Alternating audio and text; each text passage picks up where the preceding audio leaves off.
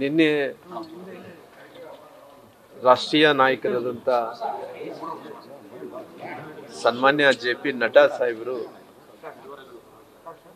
ನನಗೆ ಫೋನ್ ಮೂಲಕ ದೂರವಾಣಿ ಮೂಲಕ ಅವರು ಮಾತಾಡಿದರು.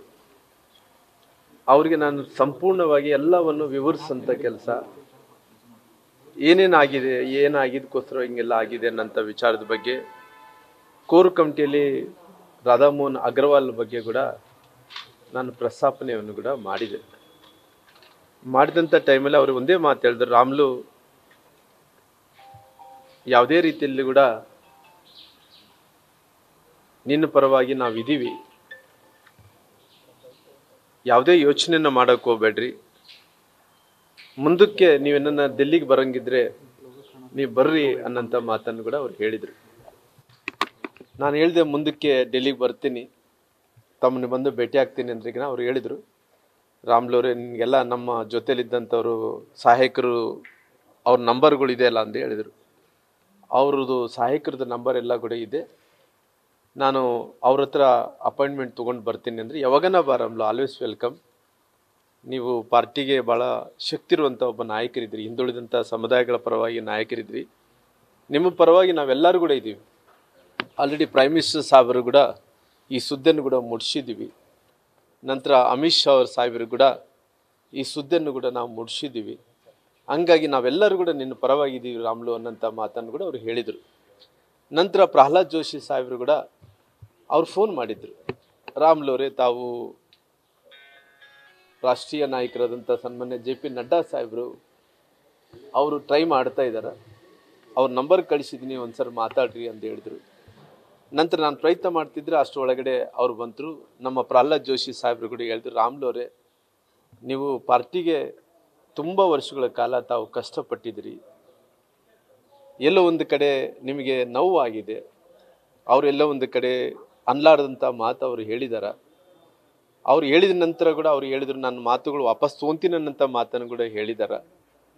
ಹಂಗಾಗಿ ತಾವು ಏನೇ ಇದ್ರೂ ಕೂಡ ಯಾವುದೇ ನಿರ್ಧಾರಗಳು ತೊಗೊಳಕ್ಕೆ ಮುಂದಕ್ಕೆ ಹೋಗ್ಬಾಡ್ರಿ, ದಯವಿಟ್ಟು ನಾವೆಲ್ಲರೂ ಕೂಡ ಮುಂಚೆಯಿಂದ ಕೂಡ ನಿನ್ನ ಜೊತೆಲಿ ನಮ್ಮ ಜೊತೆಲಿ ನಿನ್ನ ಕೆಲಸ ಕೂಡ ಮಾಡಿದ್ದೀವಿ, ಪಾರ್ಟಿ ಸಲುವಾಗಿ ಇಡೀ ರಾಜ್ಯದಲ್ಲಿ ಎಲ್ಲ ಕಡೆ ಕೂಡ ಇವತ್ತು ಬೀದರಿಂದ ಚಾಮರಾಜನಗರ ತನಕ ಕೂಡ ಸಂಘಟನೆಯನ್ನು ಮಾಡಿದ್ದೀವಿ. ಹಂಗಾಗಿ ಈ ವಿಷಯಗಳನ್ನು ತಾವು ಇಲ್ಲಿಯೇ ಮುಟ್ಟುಗೊಳಿಸ್ರಿ ಅನ್ನೋಂಥ ಮಾತನ್ನು ಕೂಡ ಅವರು ಪ್ರಹ್ಲಾದ್ ಜೋಶಿ ಸಾಹೇಬರು ಹೇಳಿದರು. ನಂತರ ನಮ್ಮ ವಿಜೇಂದ್ರ ಅವರು ಅವರಿನ್ನ ಸಂಪರ್ಕದಲ್ಲಿ ನಿನ್ನೆ ಬೆಳಗ್ಗೆ ನನ್ನ ಹತ್ರ ಮಾತಾಡಿದರು, ರಾಮ್ಲು ಈ ರೀತಿ ನೀವು ನನಗೆ ಇದಾದ ನಂತರ ಭಾಳಷ್ಟು ನೋವಾಗಿದೆ ಅನ್ನೋಂಥ ಮಾತನ್ನು ಕೂಡ ಅವ್ರು ಹೇಳಿದರು.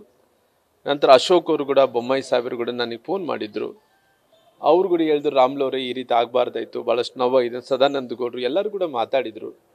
ಹಂಗಾಗಿ ಅವರೆಲ್ಲರೂ ಕೂಡ ನನ್ನ ಮೇಲೆ ವಿಶ್ವಾಸ ಇದೆ. ಅಂದರೆ ರಾಜಕಾರಣದಲ್ಲಿ ರಾಮ್ಲವರು ಇವತ್ತೆಲ್ಲೋ ಒಂದು ಕಡೆ ಅವರು ಚುನಾವಣೆಯಲ್ಲಿ ಸೋತಿರ್ಬೋದು, ಸೋತಿದ್ರೆ ಕೂಡ ಜನರ ಮಧ್ಯದಲ್ಲಿದ್ದಂಥ ಒಬ್ಬ ಜನನಾಯಕ ಅನ್ನೋಂಥದ್ದು ಅವ್ರಿಗೆ ವಿಶ್ವಾಸ ಇದೆ. ನನ್ನ ಸುದೀರ್ಘ ನನ್ನ ರಾಜಕೀಯ ಜೀವನದಲ್ಲಿ ಸುಮಾರು 30 ವರ್ಷಗಳ ಕಾಲ ಈ ರಾಜ್ಯದಲ್ಲಿ ಆದಷ್ಟು ನನ್ನ ಕೈಲಾದಷ್ಟು ಒಂದು ಅಳಿಲು ಸೇವೆ ನಾನು ಭಾರತೀಯ ಜನತಾ ಪಾರ್ಟಿ ಸಲುವಾಗಿ ನಾನು ಮಾಡ್ಕೊತ ಬಂದಿದ್ದೀನಿ.